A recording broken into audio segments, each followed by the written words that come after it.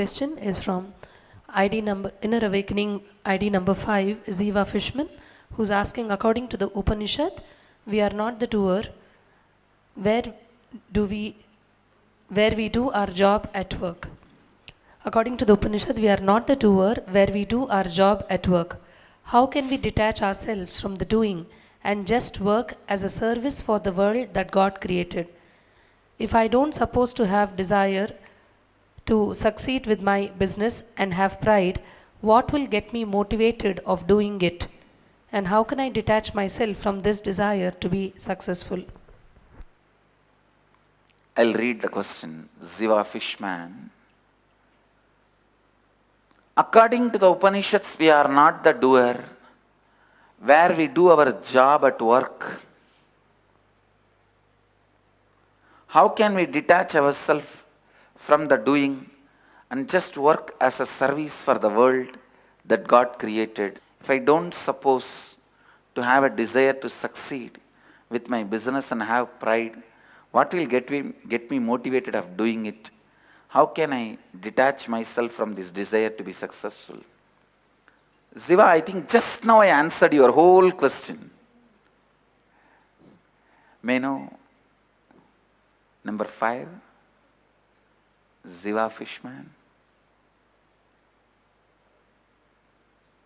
Oh, he's not. Oh, yes, okay. Please be seated. Okay. Your question, according to the Upanishad, we are not the doer, where we do our job at work. How can we detach ourselves? Please, I wanted you to understand the first statement you made. According to the Upanishads, we are not doer.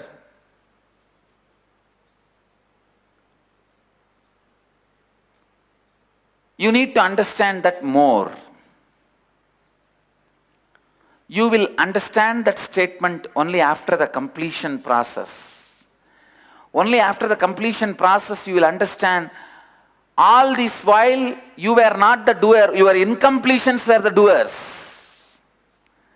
Your incompletions were making you do what you were doing. When Upanishads say that you are not the doer, they mean your incompletions are the doer. But unfortunately, people started thinking God is the doer. No. When you are told you are not the doer is the wrong person. Not the doer is the right person. It is so unfortunate.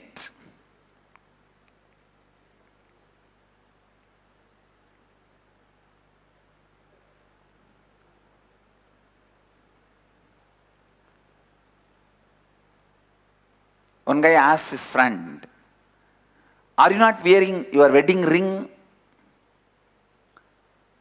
The right finger. Why are you wearing the wedding ring in the wrong finger? The guy replied, yes, I am married to the wrong woman. No, really, you have a wrong understanding.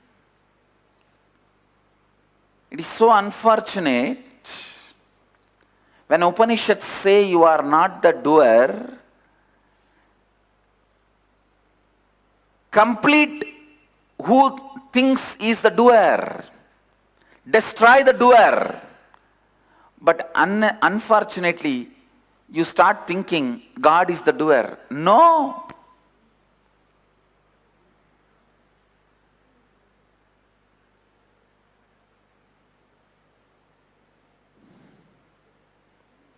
So you need to understand, Ziva, this statement of Upanishad much deeper.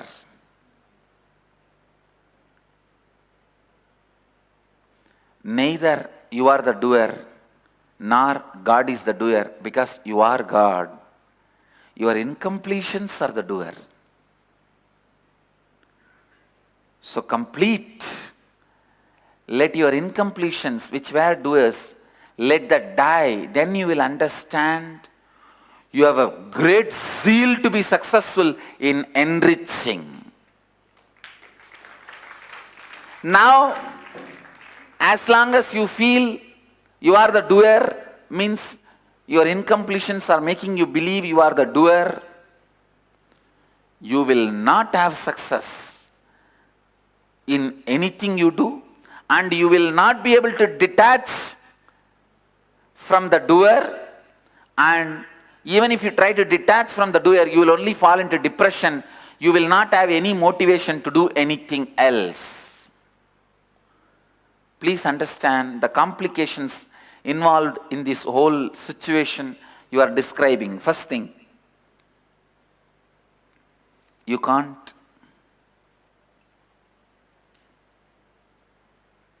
detach yourself from doing.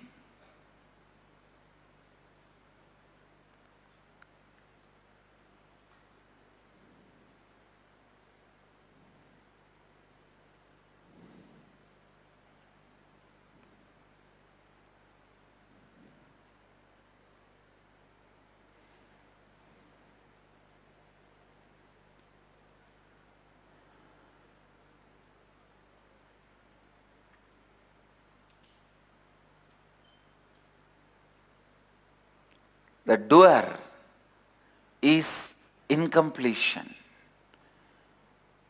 Your incompletions are the doer. Please understand. Your incompletions are so powerful. Not only it does, but it puts you in suffering for all his actions. Completion is such, it gets all the pleasures, but makes you enjoy the results. Understand, incompletion is such, it does all the crime, it pushes you to do all the wrong things, but puts you in suffering. It doesn't take responsibility. Completion is such, it makes you do all the good, but gives you the benefits.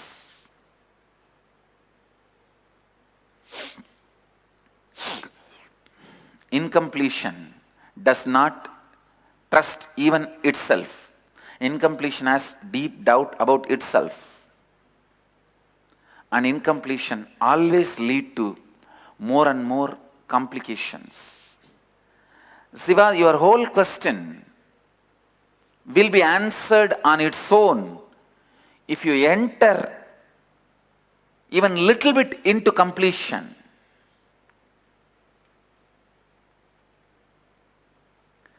Sometimes even the surety of incompletion leads you to more problems. You see, incompletions sometimes will be so sure, it leads to more incompletions. In the incompletion moment, if you strongly believe this disease is going to come to you, you will see that incompletion brings the disease. I have a story. There was a trial happening in the court for murder. A defendant was on trial for murder. There was a strong evidence indicating guilt, but there was no corpse. In the law, the dead body is very important. Corpse is very important to prosecute. The defense's closing statement, the lawyer, knowing that his client would probably be convicted, resorted to a trick. He resorted to a trick, saying that, ladies and gentlemen of the jury, I have a surprise for you all. The lawyer said, as he looked at his watch, he said, within 1 minute, the person you all presumed dead in this case will walk into this courtroom. He declared. He looked towards the courtroom door. The jurors, shocked, stunned, all looked on eagerly. All of them were looking at the door. A minute passed. Nothing happened. Finally, the lawyer said, actually, I made up this previous statement, but you all looked on with anticipation. I therefore tell you all that you have a considerable doubt. a reasonable doubt in this case as to whether anyone was killed at all, and insists that you return a verdict of not guilty. The jury clearly got confused. They retired to deliberate. Few minutes later, the jury returned and pronounced the verdict of guilty. Lawyer asked, how? But how can you say? You must have had some doubt. I saw all of you stare at the door. The jury foreman replied, yes, we all looked at the door, no doubt, but your client did not. Sometime, the sureness of your incompletion itself puts you in more problem. Let you all achieve, experience, live, express, radiate, share, and explode in eternal bliss. Nityananda. Nityananda Dhyanapitham, Nityananda Nagar, off Mysore Road, Bidadi, Bengaluru. Phone 08027279999. www.nityananda.org. www.youtube.com/Life Bliss Foundation.